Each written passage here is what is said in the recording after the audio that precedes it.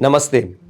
मैं डॉक्टर आतिश बकाने। मैं एक बच्चों में होने वाले रक्त रोग, कर्क रोग इसका विशेषज्ञ हूँ, यानी पीडियाट्रिक हेमेटोलॉजिस्ट, ऑन्कोलॉजिस्ट और बोन मैरो ट्रांसप्लांटेशन एक्सपर्ट हूँ। हमारे यूट्यूब चैनल में आपका स्वागत है। रेगुलर अपडेट्स पाने के लिए हमारे यूट्यूब चैनल को लाइक करें, सब्सक्राइब करें और बेल आइकॉन दबाना ना भूलें। आज हम चर्चा करेंगे छोटे बच्चों में होने वाले ब्लड कैंसर्स के बारे में, यानी रक्त में होने वाले कैंसर्स। इन कैंसर्स के बारे में डिस्कस करना या फिर जानकारी रखना बेहद ज़रूरी है। क्यों ज़रूरी है, हम इसकी चर्चा इस नेक्स्ट 5 से 6 मिनट में करेंगे। छोटे बच्चों में खास करके कुछ ब्लड कैंसर्स पाए जाते हैं। एग्जाम्पल के तौर पे मैं दूँ तो acute lymphoblastic leukaemia, acute myeloid leukaemia, कुछ बीमारियां क्रॉनिक भी होती है जैसे chronic myeloid leukaemia, juvenile myelomonocytic leukaemia. इन नामों के ऊपर न जाते हुए हमें ये जानना बेहद ज़रूरी है कि ये जो ब्लड कैंसर से बच्चों में, इसका जो उपचार प्रणाली अभी अवेलेबल है इंडिया के मोस्ट ऑफ द सिटीज़ में, उससे हम इन बीमारियों को हम 90 से 95% तक ठीक करने की उम्मीद रख सकते हैं। और अगर एप्रोप्रिएट डॉक्टर के पास यानी पीडियाट्रिक ऑन्कोलॉजिस्ट के पास अगर इसकी ट्रीटमेंट की जाए तो ये संभव है। तो आज हम डिस्कस करेंगे अक्यूट लिम्फोब्लास्टिक ल्यूकेमिया। ये एक बच्चों में होने वाला आम कैंसर है। कई बच्चों को कुछ तकलीफें दिखाई पड़ती है, जैसे लंबे समय से बुखार आना, 8-10 दिन हो गए बुखार नहीं जा रहा, किसी को ब्लीडिंग टेंडेंसी है, जैसे शरीर पे पैचेस आ रहे हैं, कभी नाक से ब्लीडिंग हो गई, या फिर कभी गर्दन के आसपास या जांघों में गांठें दिखना, कभी कभी ऐसा भी होता है कि पेट थोड़ा सा सूजा हुआ लगना। ये कॉमन सिम्टम्स है जो कभी कभी इन्फेक्शंस में भी दिखाई पड़ते हैं। बट अगर ये लंबे समय से है, बच्चों के डॉक्टर को आप दिखा चुके हैं और उसके बावजूद ये तकलीफ बढ़ती जा रही है या फिर वैसे ही है, तो एक बार पीडियाट्रिक हेमेटोलॉजिस्ट या पीडियाट्रिक ऑन्कोलॉजिस्ट से कंसल्ट करना ज़रूरी है, क्योंकि ये बीमारी जितनी जल्दी पकड़ में आए उसका उतना ही अच्छा इलाज संभव है। मैंने पहले भी बताया कि लगभग 90 to 95% हम इसमें क्योर रेट रखते हैं। क्योर रेट मतलब लाइफ टाइम क्योर रेट। एक बार हमने इसकी ट्रीटमेंट कर ली तो ये लाइफ लॉन्ग 100 में से 90% बच्चे पूरे लाइफ के लिए नॉर्मल रह सकते हैं। तो सिम्टम्स के बारे में हमने पहले बात कर ली कि क्या हो सकता है, किन तरह की चीज़ें दिखती हैं।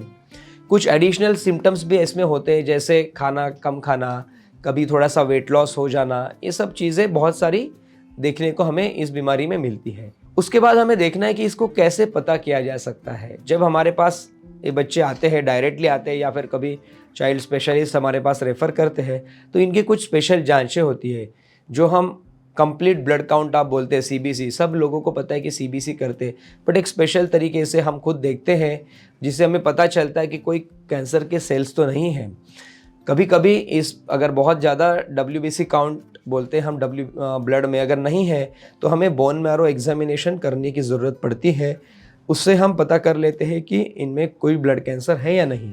अगर है तो हमें पता है कि कैसे ब्लड कैंसर्स का डिफरेंशिएशन करना होता है। डिफरेंशिएशन मतलब कि रिस्क स्ट्रेटिफिकेशन, अगर हम करेक्टली उसे स्पेल करें, करेक्ट रिस्क स्ट्रेटिफिकेशन में लो रिस्क, मध्यम रिस्क, इंटरमीडिएट या हाई रिस्क, ये 3 तरह के ब्लड कैंसर्स पाए जाते हैं।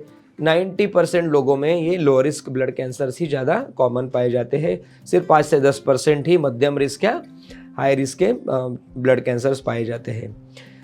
ये डायग्नोसिस करने के लिए कुछ स्पेशल टेस्ट होती है जिसे हम फ्लो साइटोमेट्री, मॉलिक्यूलर साइटोजेनेटिक्स ऐसे स्टडीज़ बोलते हैं, जो हम बोन मैरो से सैंपल लेके उन्हें टेस्ट करते हैं।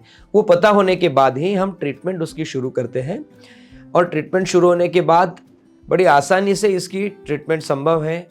एक बात ज़रूर है, ये ट्रीटमेंट थोड़ी लंबी चलती है, बट अगर एप्रोप्रिएट जगह पे प्रॉपर पीडियाट्रिक ऑन्कोलॉजिस्ट से की जाए तो ये बहुत अच्छी तरीके से संभव है और इसमें बड़ा अच्छा आउटकम है।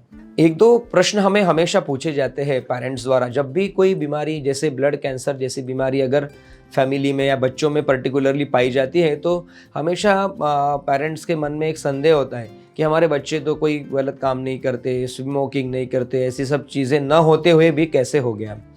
तो इसका जानना बहुत ज़रूरी है। अनफॉर्चुनेटली 90 to 95% लोगों में, बच्चों में खास करके, ब्लड कैंसर का कोई कारण नहीं होता। सिर्फ 4 से 5% लोगों में ऐसा होता है, जैसे कुछ कंजेनिटल डिसऑर्डर्स, जन्मजात बीमारियां होती है जैसे फांकोनी एनीमिया, डाउन सिंड्रोम, जिनमें ब्लड कैंसर होने की चांसेस थोड़े ज़्यादा होते हैं। बट आम तौर पे 90 टू 95% बच्चों में इसका कोई कारण नहीं होता।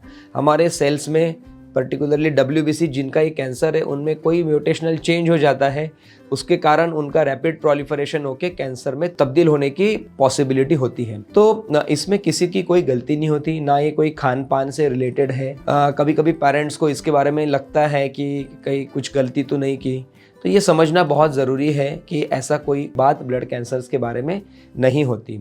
और एक चीज़ जानना बहुत ज़रूरी है, क्योंकि इसका इलाज थोड़ा महंगा होता है, क्योंकि लंबा होता है, इसमें ट्रीटमेंट कीमोथेरेपी लगती है या फिर कभी ब्लड प्रोडक्ट्स लगते हैं थोड़े लंबे समय पे, तो इसमें खर्चा भी होता है।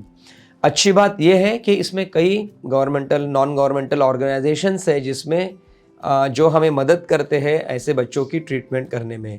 तो अगर कोई ऐसी चीज़ फैमिली में डायग्नोज होती है तो उसे छिपाए बगैर एक एक्सपर्ट से मिलना ज़रूरी है। जब आप मिलेंगे तो ही आगे की जानकारी या फिर आगे का जो मार्गक्रमण है वो हम कर पाएंगे, और आपको हम समझा पाएंगे कि हम कैसे फंडिंग भी अरेंज कर सकते हैं और कैसे हम इसका प्रॉपर ट्रीटमेंट कर सकते हैं। नमस्ते।